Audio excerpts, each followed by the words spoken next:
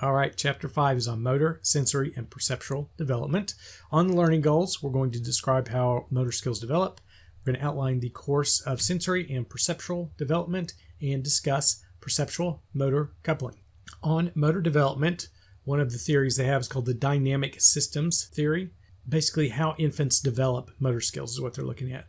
And dynamic systems is the prevalent theory nowadays. Infants, essentially, they assemble motor skills for perceiving and acting at the same time.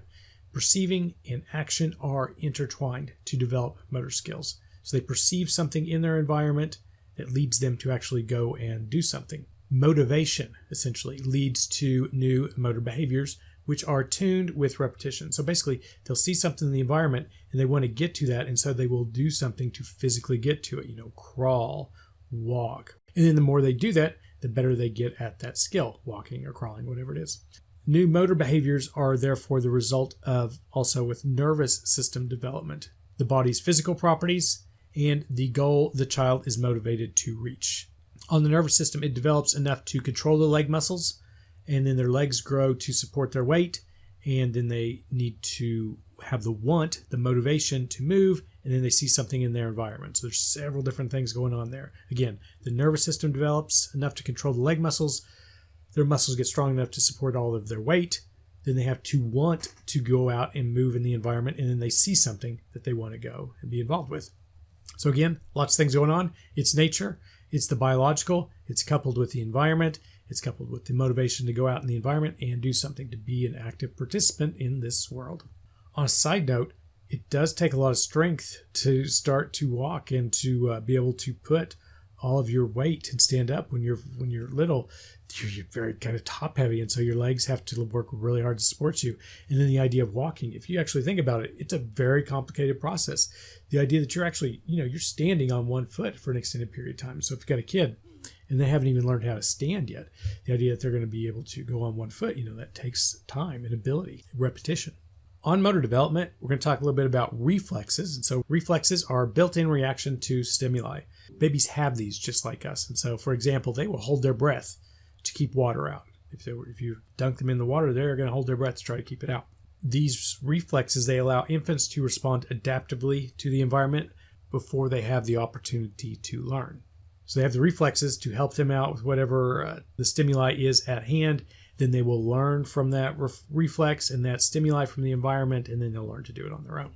So as an example, a rooting reflex, this is when an infant's cheek is stroked or the side of the mouth is touched, and the infant will turn their head that sometime and try to find something to suck because they're trying to find something to eat.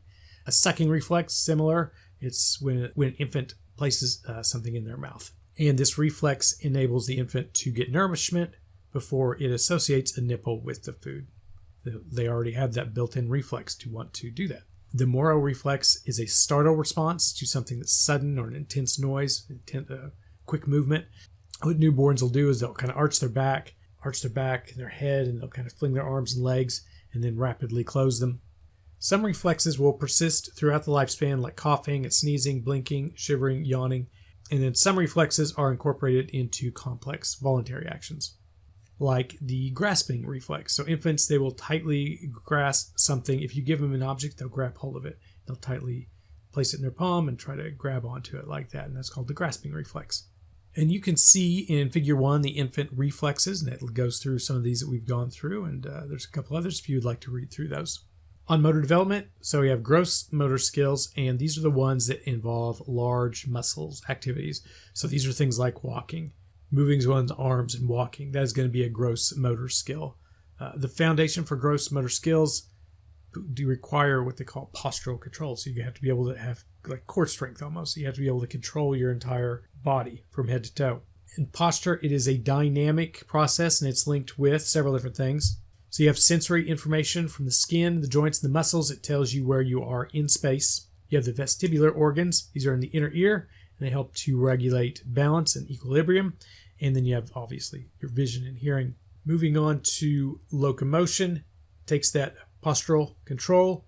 They're closely linked, especially when walking upright. On the timing of motor development, the milestones in the first year, they may vary by several months. So some kids may start walking at 9 months. Maybe not until they're at least a year old. And experiences can modify the onset of these accomplishments. So you can do some things that will potentially push them along that developmental milestone. Essentially, infants can develop new skills with caregiver guidance. And then figure 3, it shows some of these development, the milestones in gross motor development. So you can see rolling over, sitting without support, and then walking alone easily. And what we're looking at there is about 11 months to 14 months, somewhere in there. So with the ability to walk comes a lot of new, at least from the parents' point of view, becomes a lot of new potential struggles because they are going to be going out and exploring their environment a lot more. The motor accomplishments of the first year bring increasing independence in the second year.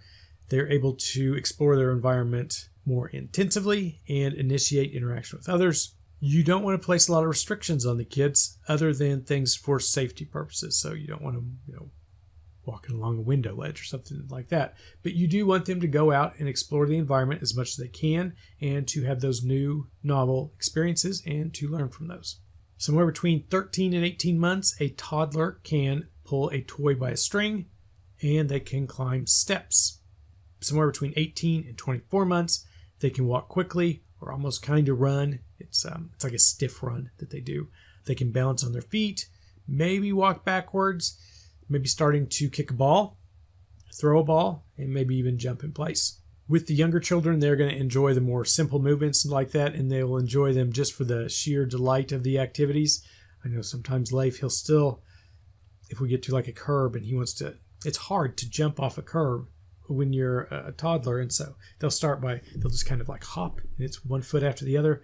But when he got to the point where he can jump off the curb with both feet and land, he thinks that's really funny, and he really enjoys doing that. So I could see why the text would describe it as sheer delight, because they really do enjoy these, what we could, as adults, would consider very simple movements. So some of the examples, hopping, jumping, running back and forth, and they will show, yes, a lot of pride in these accomplishments. With age, they will become more adventurous and they will start to do more physical movements and display more athletic prowess. Leif is starting to do this. He has been at the upper end of the physical percentile. So he's been pretty tall and pretty heavy. And so that has made it difficult for him to do things like learn how to walk. So he's a little bit behind on that because he's a bigger kid. And so he has more weight to bring up. And so he's been a little bit slow on that. But now that we're getting to about 3, he is starting to do things a little bit more adventurous and can be a little bit, from a parent's perspective, a little bit scary. But like he'll like walk across, not necessarily ledges, but he likes to climb up on things now and walk kind of across them like that. And again, as long as he's not going to get hurt, you kind of got to let him do it, even though it looks like, oh, this looks kind of scary. Chances are he's not going to get hurt. So you want him to build that self-confidence to be able to do things like that. The motor skills, as they get older, start to become more smoother, more coordinated. Boys usually outperform girls on average. Organized sports. So these are one way to encourage motor skill development. Participation, according to the textbook, can have both positive and negative consequences. Exercise is obviously going to be one of the positive benefits. Self-esteem, possibly. You're going to learn how to compete, how to be persistent, how to work with others. There are a lot of positive benefits to sporting activities, in my opinion. Less obese, working with others. Also, and this is something the book doesn't talk about, and just in general we don't talk a lot about, the idea that when you're a kid and you play in these sporting events and you learn how to lose.